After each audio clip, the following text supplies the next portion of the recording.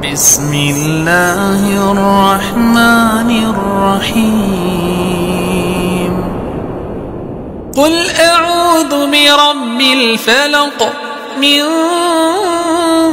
شر ما خلق ومن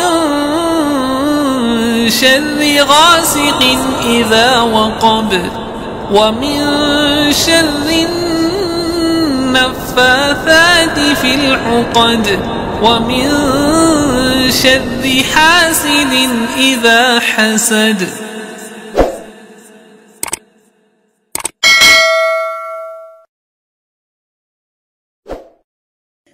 Assalamualaikum warahmatullahi wabarakatuh.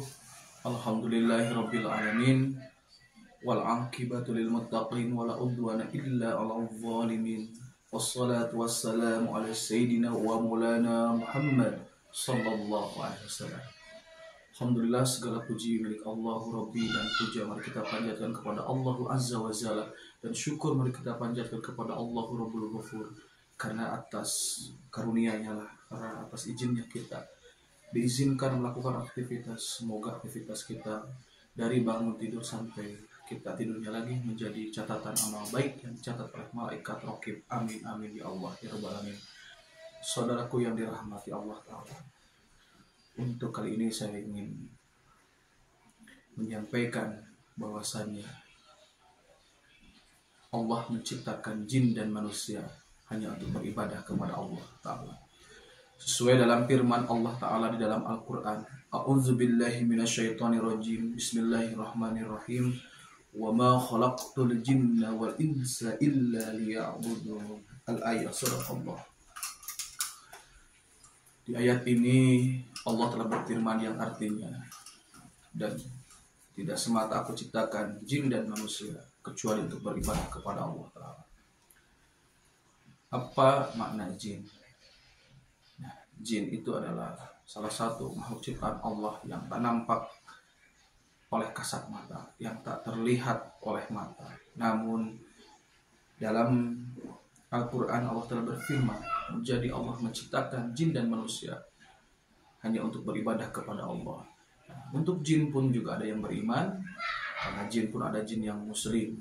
Jadi untuk saudara-saudaraku, yang harus kita pahami bahwasannya jin itu tidak semua kafir, tidak semua tidak beriman. Jin itu ada yang muslim dan ada yang tidak muslim. Nah, jin yang muslim ini juga sama, menyembah kepada Allahnya, Tuhan kita, yaitu Allah Azza wa Jalla. Nah, tetapi saya ingin mengajak kepada saudara-saudaraku untuk berpikir bahwasannya memang jin itu ada macam-macam ya. Mungkin ada yang menyerupai seperti pocong, seperti yang kecil matanya belotot, seperti tuyul, ada yang berbulu tinggi besar seperti tanduk kerbau, dinamakan gundurwo. Nah, jin pun ada yang berpakaian seperti manusia, pakai gamis, pakai peci, pakai imamah. Nah, tapi yang harus kita pahami adalah saudara-saudaraku, bahwasannya kepada saudaraku nih yang saat ini sering menangani pasien-pasien yang di tubuhnya itu ataupun di rumahnya itu ada jin. Tidak semua jin itu bisa diusir dan tidak semua jin itu dikasarin. Karena kalau jin yang tidak mengganggu, kita berdosa. Kalau ada jin yang muslim, misalkan tinggal di rumah kita, padahal rumahnya dia itu di situ. Sebelum rumah itu dibangun, misalkan bangunan rumah jin itu sudah ada, lalu kita karena berpikirnya negatif, ataupun ada orang pintar yang ngasih tahu, oh di sini ada makhluk. Nah, ketika dia dengan mengusir paksa jin-jin yang tak berdosa, insya Allah itu menjadi dosa di hadapan Allah Ta'ala. Jadi saudaraku, pahami dulu bahwasannya mereka itu adalah makhluk yang peka, makhluk yang bisa diajak ngobrol, negosiasi. Jadi kalau misal ada makhluk itu, cobalah diajak untuk berinteraksi, semisal Kalau kita tidak melihat, wahai penunggu yang ada di rumah ini, jikalau kalian dari sebangsa muslim, kami tidak akan mengganggu. Namun jikalau ada makhluk ciptaan Allah Ta'ala yang mengganggu dari kiriman, sihir, guna-guna, saya persilahkan untuk kembali kepada tempatnya, ataukah saya akan selesaikan dengan doa. Berilah mereka peringatan, berilah mereka kesempatan. Karena semua jin itu juga ada yang berpikir, ada yang cerdas. Jadi jangan main hantam, main usir, main sikat aja, saudaraku. Nah, yang saya ingin sampaikan bahwasannya untuk berkomunikasi dengan makhluk ciptaan Allah Ta'ala itu tidak musyrik. Justru kalau kita mempersilahkan baik-baik kepada mereka, mempersilahkan mereka untuk keluar di tubuh seseorang atau di rumah seseorang, kalau itu adalah kiriman yang mengganggu ibadah orang yang ada di rumah itu, ajaklah berdialog dengan bahasa kalimat kita yang diucapkan, mereka pun akan mendengar. Nah, seandainya saudara-saudaraku main hantam dan main hajar dan main usir aja, itu dosa. Janganlah ayat-ayat Al-Quran dipergunakan untuk mengusir jin. Janganlah ayat-ayat Al-Quran digunakan untuk hanya ingin kaya, penglaris. Nah, saudaraku, ingatlah bahwasannya Allah telah berfirman di dalam Al-Quran, Qul inna sholati wa nusuki wa mahyaya wa mamati lillahi rabbil alamin. Kata Allah, katakanlah Muhammad, sesungguhnya sholatmu, ibadahmu, hidup dan matimu untukku Rabbul Alamin. Nah, sudah jelas ya saudaraku, untuk beribadah niatnya harus lillahi ta'ala, tujuannya harus lillahi ta'ala, agar semua aktivitas kita dengan yang kita lakukan secara kontinu, secara setiap hari kita lakukan, dimulai dengan doa basmalah, dimulai dengan kalimat-kalimat menyebut nama Allah dan bersyukur dengan membaca minimal alhamdulillah, insya Allah semuanya akan menjadi nilai amal soleh di hadapan Allah Ta'ala, saudaraku. Lalu bagaimana saudaraku yang dirahmati Allah Ta'ala? Hari ini banyak sekali kasus-kasus ya, terutama para orang-orang yang saat ini mungkin banyak yang mengaku-ngaku bisa, banyak mengaku-ngaku melihat, sehingga dia membuka praktisi pengobatan yang tujuannya adalah dia manipulasi, sehingga banyak korban-korban yang tak tersembuhkan atas izin Allah malah menjadi musyrik dan malah melakukan ritual musik seperti mandi kembang, seperti bacaan-bacaan yang niatnya bukan karena Allah, dan dipasang raja, dipasang susu, dan berbagai macam kemusikan-kemusikan yang dimasukkan ke dalam tubuh. Dan penyesatan-penyesatan seperti itu sudah menjamur dan banyak. Tetapi saya ingin mengajak saudara-saudaraku, ayolah kalau ada masalah, tanyakan kepada ahlinya. Sebagaimana firman Allah Ta'ala, fas'alu ala dzikri in kuntum la ta'lamun. Jikalau kita ada masalah, tanyakanlah kepada ahlinya. Ahlinya di sini adalah ahli yang benar-benar pengobatan sesuai syariat. Pengobatan yang sesuai ahli syariat di dalam Al-Quran adalah dia menggunakan metode dengan konsultasi, muhasabah, berdoa kepada Allah. Karena Allah telah berfirman, ud'uni astajib lakum wa yastajibul ladzina amanu wa amilus sholihat. Kata Allah, berdoalah kepadaku, niscaya aku akan mengabulkan doamu apabila kamu beriman serta mengerjakan amal soleh. Nah, saudaraku, jadi sebenarnya ahli orang pengobatan itu dia terlihat dari sisi keimanan amal solehnya yang dia prioritaskan, dan dia yakini bahwa doa itu akan diijabah. Nah, untuk saudara-saudaraku, bagi yang punya syarat-syarat aneh seperti minta dibelikan kambing sepasang, minta dibelikan ayam cemani, ikan mujair hitam, terus tali pocong, dan hal-hal ritual-ritual yang tidak disunahkan oleh baginda Nabi Muhammad, sudah jelas itu adalah praktek pengobatan dukun.